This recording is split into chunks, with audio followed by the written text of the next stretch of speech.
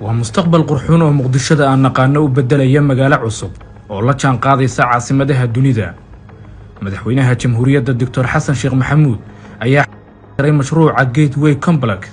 كاسي أو ككوبان اسميال عصري أو يسوق شراء السوق جناعسي هوتيل عالمي جوبا وحبرشو إيام مدى لغو قبطو شراركا إيام مناسبتها عالمي وانا طلابة كترجميسة تدقاق كالدولة النمائية سو كبشدة دالكينا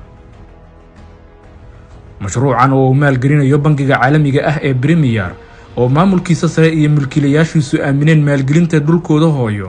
ayna ku baxayaan $100 milyan oo dollarka Mareykanka ah ayaa lagu soo gabagabayn doonaa muddo ku siman 24 bilood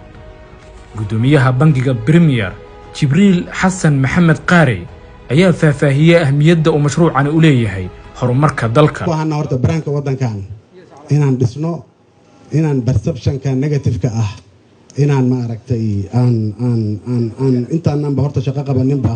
inaan dhisna ayaan u baahanahay hotelka hotel apartment-ga office tower-ka iyo convention center-ka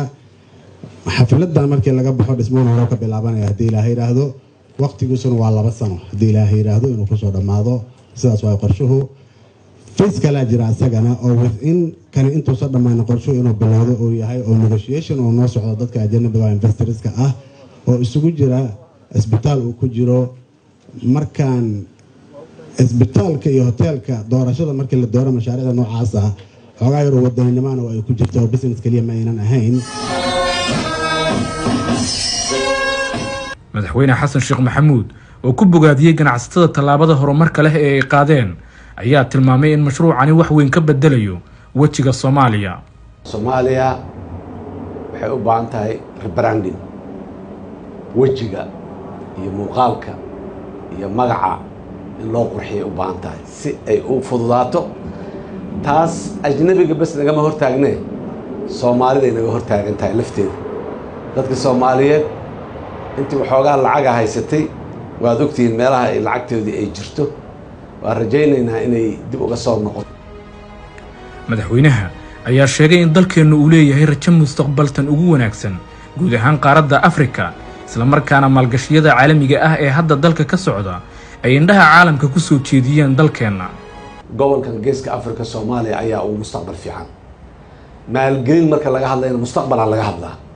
hawl maanta joogto ma aha hawl maxaan ku yiraahdaa biri ma sanooyin yaa laga hadlaa mustaqbalka marka la saadaaliyo gobolkan Soomaaliya meelaha ugu rajada fiican ama ugu mustaqbalka fiican ay ku jirtaa waxaa jirta dalkeena hadda waxaa laga dhisayaa ka socda saldhig dayax gacmeedka laga tuuro dadka Soomaaliyeed ha isku kalsoonaadaan maanta meel fiican aan maraynaa waa fiicanna hirgelinta mashruucan ayaa qayb ka ah siyaasadda madaxweynaha jamhuuriyadda ee isbeddelka jihada wanaagsan iyo horumarinta dalka kaasi oo dhaqaalayahanada Soomaaliyeed iyo kuwa caalamiga ah lagu siinayo fursad ay ku maalgashadaan mashaariicaha horumarineed ee waxtarka u leh dalkeena